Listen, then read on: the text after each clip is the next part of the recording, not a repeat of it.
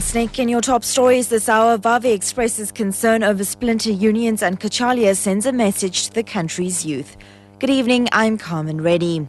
COSATU General Secretary Zwelenzima Vavi says the emergence of splinter unions that members of the Labour Federation are forming is extremely worrying. He's been speaking in a Pretoria conference for the South African Medical Association's doctors who work in the public service. Vavi says COSATU is currently facing a massive challenge from splinter unions that disgruntled elements are forming within its ranks. Trade union Atau has broken away from Sitau and former members of the NUM have formed AMCU. Vavi says the issue will be on the Labour Federation's agenda during its Congress next month. Workers' Parliament will convene on the 17th of September. We're asking workers, take the opportunity to do a proper introspection of the organizational weaknesses we all know. Do away with divisions, politically and or mindless, narrow, factional battles. Ensure that all of our energies in September are focused on a need for COSATU to re-establish its very purpose of existence. Anti-apartheid activist Amina Kachalia says South Africa's youth must demand a better life from their leaders. She was speaking at a workshop in Johannesburg. She says it's up to young people to stand up to their leadership and the old generation.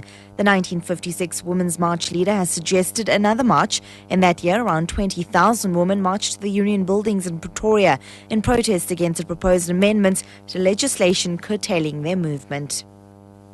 The mother of one of the children who died in a Blackheath taxi and train accident on this day in 2010 says pain lessens when it's shared.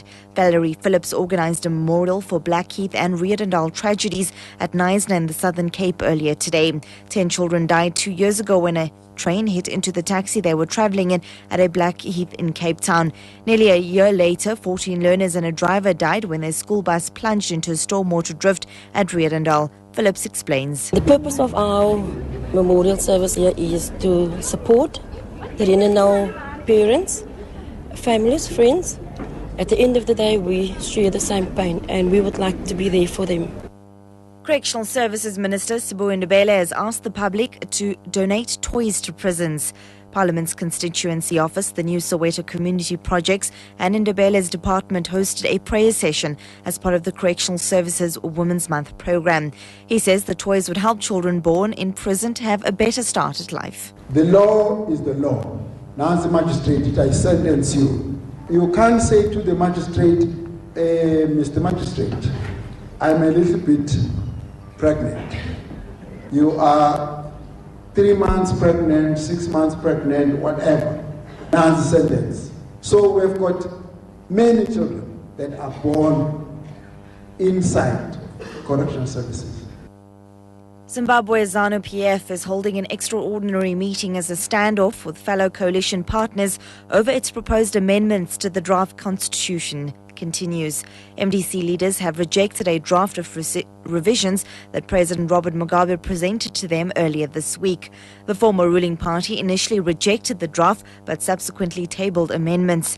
These include strengthening presidential powers over cabinet and parliament, explicitly outlawing homosexuality, same-sex marriage and dual citizenship, as well as scrapping a proposed independent prosecuting authority. MDC Secretary General Priscilla Mishaya. That same lobby that has been attacking President Zuma and attacking the facilitation team is what has led us to the kind of crisis that we now have on the Constitution. Some of the things that they are doing is to make sure that they still push what they were pushing in Luanda, which was specifically, we want an election without a constitution. And what they have given to us, which is basically an insult, is to try and put us back to that position. And 37 Chinese nationals have been extradited from Angola, where they were arrested for alleged crimes against their fellow countrymen. A special Chinese police force was sent to Angola to work with local police to track down alleged Chinese gangs. The BBC's Mary Harper reports. The suspects arrived at Beijing airport in handcuffs with balaclavas covering their faces. Each one was escorted by 2 Chinese policemen. They face charges of kidnapping, extortion, armed robbery and bringing unsuspecting women from China to Angola and forcing them into prostitution. China says this is the first time it's launched such a big operation against Chinese criminals in Africa. But with the Chinese flooding to Africa in search of resources, work and investment opportunities, it may not be the last.